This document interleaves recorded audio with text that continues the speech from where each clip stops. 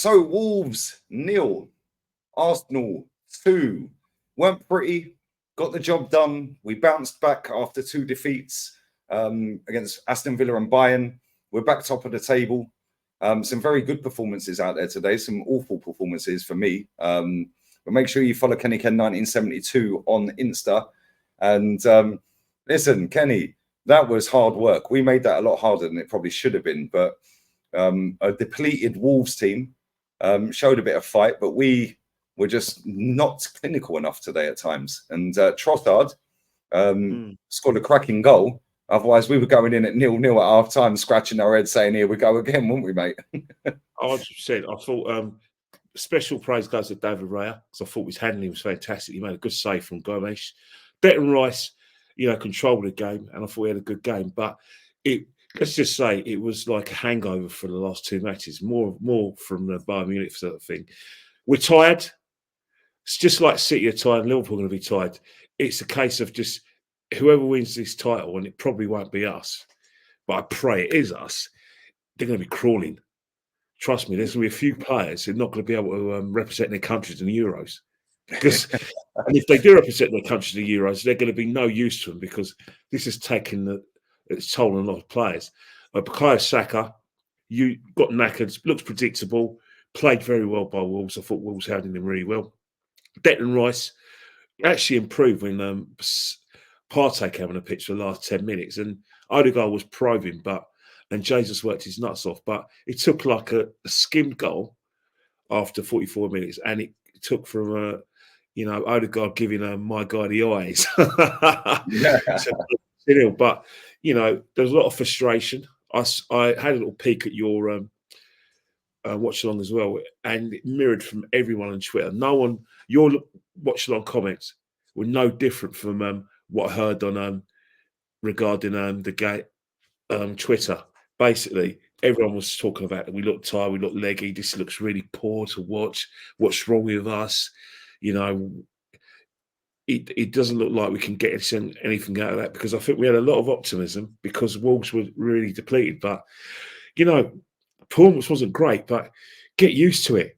As I said to you many times before, these 5-0s and 6-0s that we saw against West Ham, Sheffield United, and Burnley, they're not happening again. It's over. We've got to find a different way of playing. I think Mikel's got to swallow his pride now. He's got to use some of these squad players. He really has to, because Saka's looking tired, Declan's looking tired. Down the left side, he's having to alternate. Martinelli, when he came on, looked really tired. In the 96th minute, normally Martinelli gets away, gets out his feet. So, if he doesn't use his bench, then he's playing Russian roulette with our season.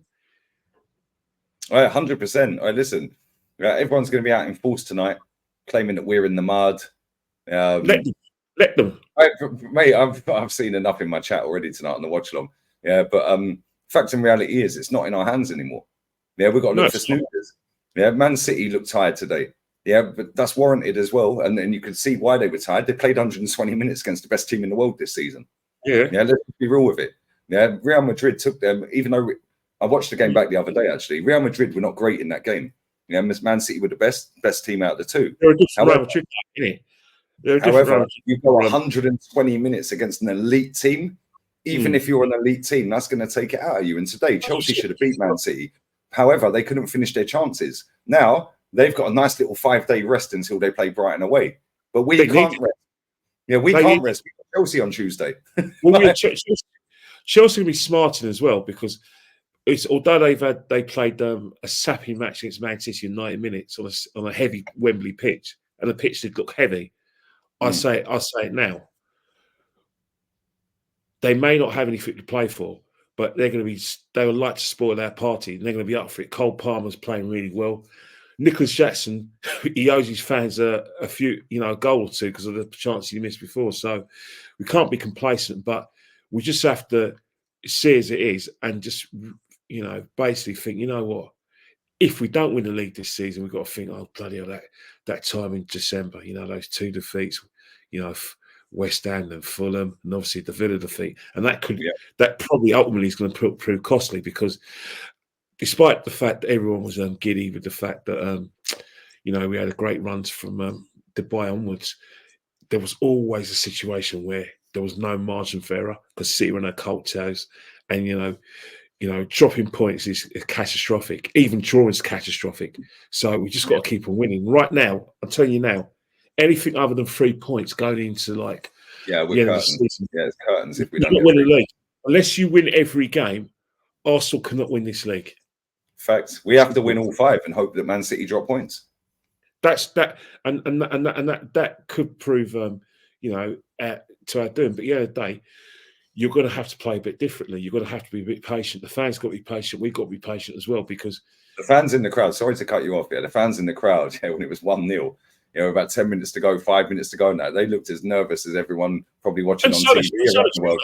Yeah, because it was like if they score at any point, we're finished. Yeah, and thankfully the players got that little second wind in stoppage time.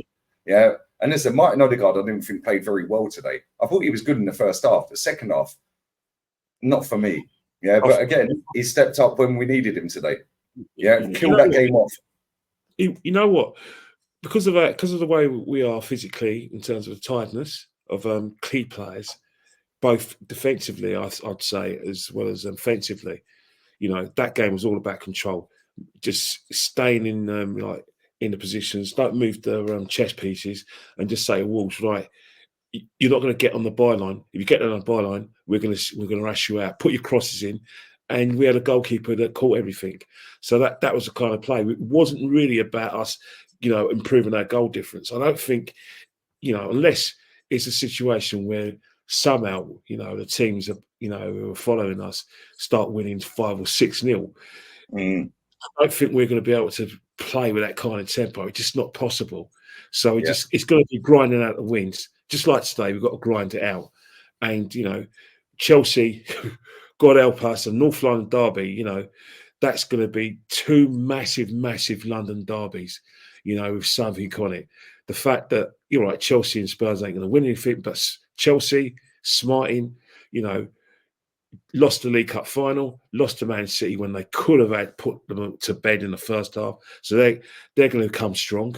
Their fans just want to spoil their party. And Spurs, outside chance of Champions League, so there can be massive, massive games. So the problem we got, and the problem we got to deal with, is that both teams look fresher than us.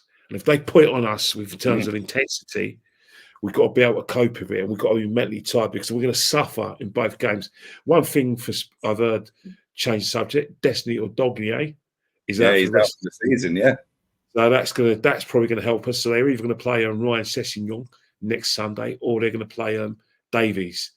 Ryan Sessegnon's got pace, but he hasn't played all season. Davies has got no place, so bring it on.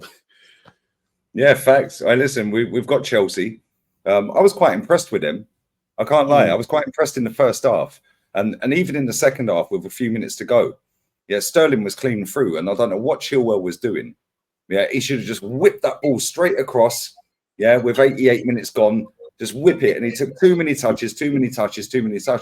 They're a dangerous team and they're not very good. Yeah, hence their league form and their league position, yeah. But they're a dangerous team against the big teams. Yeah, right. 2 minutes, all right, please. Okay. Okay. They're a dangerous team against the big teams. Yeah, and listen, we drew with them at the Bridge, and then we were 2-0 down against them. So listen, that's not going to be an easy game. And this team selection again has to be on it, because if we mess that up, it's curtains for us. But you're going to be at the game. I'm sure you're looking forward to that one, mate. Well, we got a lot of, both of us collectively have got a lot of Chelsea friends. It'd be good to see some good people there, and good people, decent people. It's ironic that probably our bestest friends are fans of the opposition. Chelsea fans who love us here. Some Arsenal fans have no time for us, which is pretty ironic. If you told me that, before social media exists, that we all have just as many opposition friends and that as Reds fans, I would have loved it. But that's what happens if you don't have the same opinion as a lot of people in this fan base. That's it. You don't count. You're not a proper supporter, and everything you say is waffle. People just switch off, don't want to hear what you've got to say. But you know what? No one's ever silencing me. No one's ever silencing me. And I'm just thankful that people like yourself, Dane, Jez, you know, Igal as well, because he's, you know, I've been on his show. You just think, you know what, I like to hear what Ken's got to say. Sorry, I talked about myself, third person, but I enjoy talking about my great club, and I'll never be silenced. I'm always going to back my club, but I'm not gonna support rubbish. I'm not going to support crap. Crap performances. If I see crap performances, I'm calling that out. The manager's not doing his job, and I think he's something better, then I'm entitled to do that. At the end of the day, the whole time, we've got players like 29 and 1,666 quid an hour, every hour, every single hour for 5 years, and people want to cry. Just replied to some muppet in my chat now, on my thing earlier, my watch along. You guys make me all sick. All you're doing is making money, whining about Arsenal. Try and manage a Premier League club yourself. Right? I said 29 and 600 quid an hour, every hour for 5 years, and they moan about us. Get in the bin, man. You know, I'm sick of these freaks. As I said before, the end of the day, depends if we're lights. If you're not lights, then everything you do is wrong, and then you're a money. You started this fan cam by saying everything I was saying, and we were saying on the me, Matty, and Ola were saying on the watch along was mimicked on Twitter on their 100%. Timeline. Thank you. And it was mimicked by all these idiots that have come and chat rubbish. Now we've got the result that everything's forgotten. No, we're not good today. We won. We're happy. Yeah, but now beat Chelsea. And on that bombshell, follow Kenny Ken 1972. Yeah, you know we're what? out of it. Go on, Kenny, go on. We've got a chance of this. Come on, Arsenal. To all you people like Mihal Collins, I'm going to call you Mihal Martin Collins. I've only got one word to say to you, but you know what? You're not that important. So, bye-bye. Facts. Make sure you follow Kenny Ken 1972. My fan cam's out, so check that out. Titled Happy League on a Fan Cam. Let's see how many dickheads clip that up and share that in it. Yeah, and Jez will be next in player ratings, guys, but we're out of here. Laters. I'll see you soon.